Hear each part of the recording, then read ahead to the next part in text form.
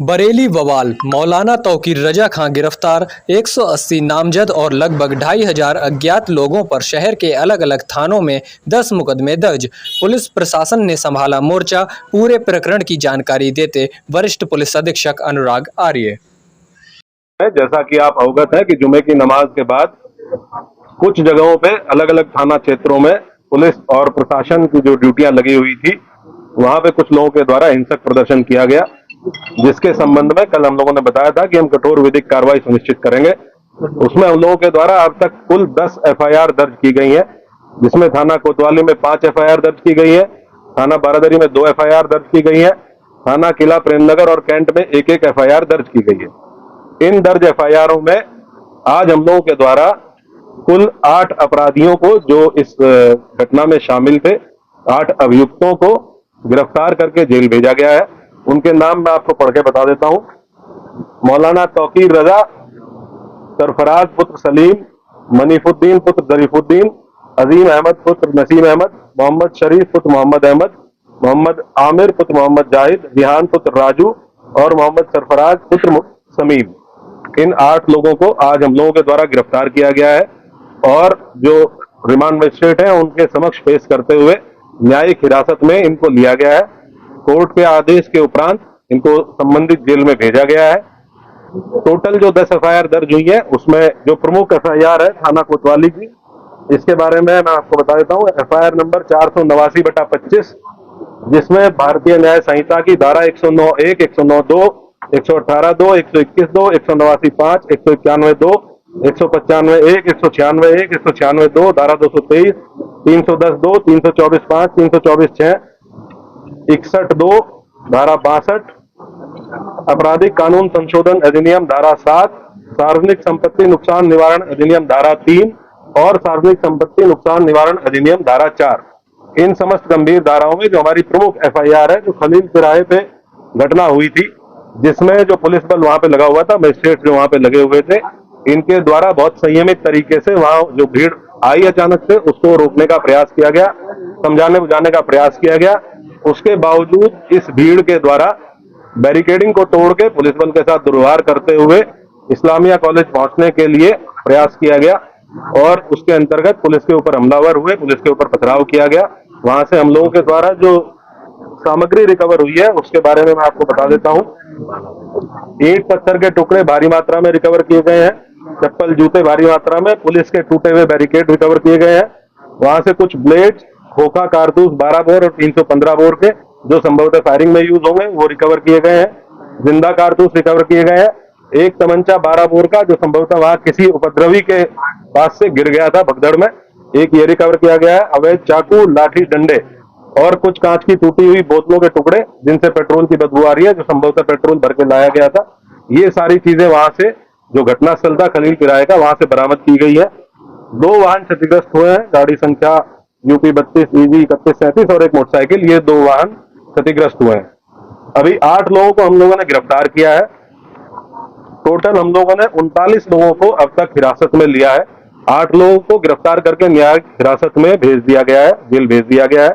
बाकी जितने लोग हैं उनसे हम लोग जो विधिक प्रोसीजर है पूछताछ करते हुए, क्योंकि ये भी बहुत आवश्यक है कि हम इन्वेस्टिगेशन के दौरान ये पता करें कि जो ग्राउंड पे लोग मौजूद थे, जो अलग अलग चौराहों पे पुलिस के साथ मिसबिहेव कर रहे थे, पुलिस के ऊपर हमलावर थे, पथराव कर रहे थे, और इनके पीछे कौन व्यक्ति था जो इनसे लगातार संपर्क में रहते हुए इनको ये करने के लिए उकसा रहा था। तो उस बिंदु पे इनसे पूछताछ की जा रही है। इनके मोबाइल फोन जिन जिन के रिकवर किए गए हैं, उन मोबाइल फोन से भी एविडेंस कलेक्शन किया जा रहा है। हम लोग लगातार ये सुनिश्चित करेंगे कि जो भी अभियुक्त इस घटना में शामिल थे, इन 10 एफआईआर में जो भी अभियुक्त शामिल थे, उन सभी की पहचान सीसीटीवी फुटेज के माध्यम से, जो हमारा मैनुअल इंटेलिजेंस होता है उसके माध्यम से, टेक्निकल इंटेलिजेंस के माध्यम से, और जो हमारे अभिसूचना विभाग है उसके माध्यम से हम लोग एकत्र करेंगे। और जितने भी लोग शामिल थे प्रत्यक्ष या अप्रत्यक्ष रूप से, उनकी गिरफ्तारी और उनके विरुद्ध कठोर कार्रवाई, जैसा कि माननीय मुख्यमंत्री जी और शासन की मंशा है। अपराध के विरुद्ध जीरो टॉलरेंस, कानून व्यवस्था की स्थिति एकदम दुरुस्त रहे, उसको कोई किसी भी प्रकार से बिगाड़ ना पाए, और बिगाड़ने वालों के विरुद्ध जीरो टॉलरेंस, इस पे हम लोग कार्रवाई सुनिश्चित करेंगे। मौलाना कितने मामलों के खिलाफ कितनी एफआईआर? टोटल अभी तक 7 FIR हैं, जिनमें मौलाना तौकीर रजा का नाम प्रकाश में आया है और हम लोग ये इन्वेस्टिगेशन में भी इसको पार्ट बनाएंगे कि जो लोग, जिन लोगों ने पहले दिन लेटर लिख के दिया था और ये आश्वासन दिया था कि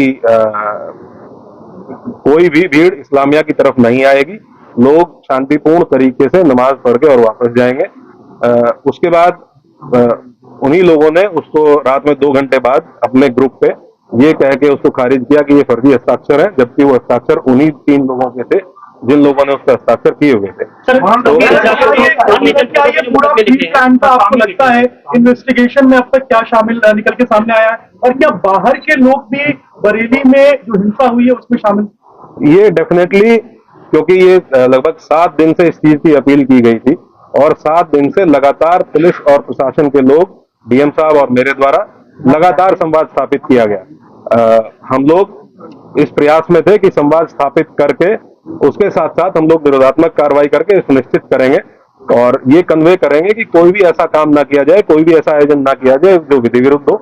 इसके लिए सभी धर्मगुरुओं से संवाद स्थापित किया गया, जनप्रतिनिधियों से संवाद स्थापित किया गया, लेकिन उसके बावजूद भी जिन लोगों के द्वारा ये किया गया उनके विरुद्ध हम लोग कठोर कार्रवाई बिल्कुल इंश्योर करेंगे। जो भी लोग इसमें, ये तो ऑब्वियस सी बात है कि आजकल जो लोग व्हाट्सएप से इसमें संपर्क में थे, हमारी इन्वेस्टिगेशन के दौरान ये भी तथ्य प्रकाश में आए हैं कि कुछ बाहर के आपराधिक तत्व, इस जनपद से बाहर के कुछ आपराधिक तत्व इस जुलूस में शामिल हुए, इस आयोजन में शामिल हुए थे, जिनके द्वारा इस तरह की समस्या पैदा की गई। उनके बारे में भी हम अभी अधिसूचना संकलन कर रहे हैं। ये भी ज्ञात हुआ है कि इसमें एक नदीम नाम का व्यक्ति ये लगातार फोन पे संपर्क में था और इससे व्हाट्सएप कॉल के माध्यम से लोगों की बात हो रही थी और इसके द्वारा भी वहां लोगों को उकसाया गया। हाँ, ये व्यक्ति है जिसके सिग्नेचर थे उस कागज पे जो पहले दिन अपील जारी की गई थी और ये अभी फरार है। पुलिस की टीमें टोटल कितने लोगों के नामदर्द है, कितने अज्ञात है, कितने नामदर्द हैं? ये पूरा, क्योंकि हम लोगों ने टोटल 10 FIR दर्ज की है तो उसमें अलग अलग जहां जहां घटना स्थल है, जहां जहां पे जो घटनाएं हुई है उसमें अलग अलग लोग नामजद हैं। टोटल 7 FIR हैं जिनमें इनका भूमिका पाई गई है। विधिक प्राविधान के अंतर्गत जो भी कार्रवाइयां पॉसिबल है वो सब कार्रवाइयां सभी के विरुद्ध इंश्योर की जाएंगी, सुनिश्चित की जाएंगी। मौलाना तौकीर रजा की पिछला इतिहास भी निकाला जाएगा, तमाम पहले हम लोग सभी अभियुक्तों का आपराधिक इतिहास निकालेंगे, पुराने मुकदमे ये देखेंगे कि उन पुराने मुकदमे की वर्तमान में कोर्ट में क्या स्थिति है, ट्रायल में क्या स्थिति है और उनमें हम लोगों के स्तर से क्या और तेजी लाई जा सकती है, उसके बारे में भी काम किया।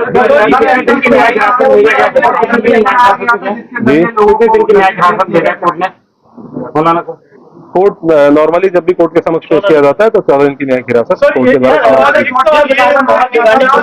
मतलब कोई पुराना मतलब कि बरेली की बड़ा करने के आयोजन से ये एकत्र किया कि कोई बड़ा करना चाह रहा था बरेली में? ये हम लोग आपको इन्वेस्टिगेशन जैसे जैसे इन्वेस्टिगेशन प्रोसीड करेगी कि इस मंशा क्या थी और जी यहाँ का जुरिस्डिक्शनल जेल बरेली जेल है और जो यहाँ पे रिमांड मजिस्ट्रेट है उनके द्वारा उनको बरेली जेल में आपने बताया कि तमंचा भी बरामद हुआ है। क्या इस पूरे इंसिडेंट में फायरिंग हुई है? पहला सवाल ये।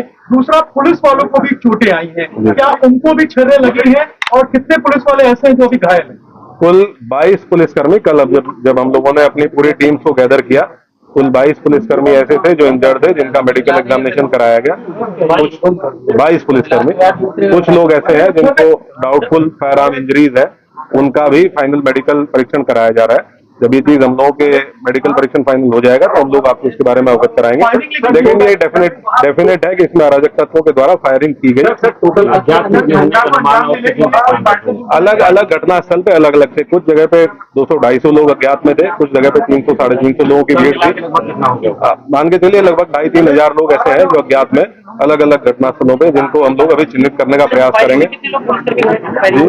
जी, टोटल 22 पुलिसकर्मी घायल है, जिनका हम लोगों ने मेडिकल करा। नहीं, पूरे घटना में।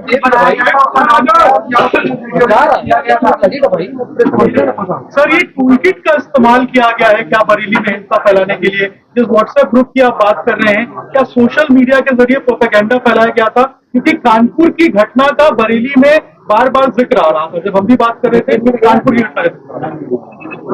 ये हम लोग इन्वेस्टिगेशन के दौरान अगर कोई इस तरह की चीज हम लोग के सामने आएगी तो मोस्ट डेफिनेटली उसको आप लोगों के साथ शेयर करेंगे। और मैं आप लोगों को इसके माध्यम से एक चीज और बताना चाहूंगा कि हम लोग किसी भी निर्दोष व्यक्ति को किसी भी प्रकार से प्रताड़ित नहीं किया जाएगा। किसी भी ऐसे व्यक्ति को जो इस घटना में शामिल नहीं था उसको परेशान नहीं किया जाएगा, और जो इस घटना में शामिल थे या प्रत्यक्ष या प्रत्यक्ष रूप से शामिल थे उनको बख्शा नहीं जाएगा। अब तक कितनी गिरफ्तारी हो चुकी है?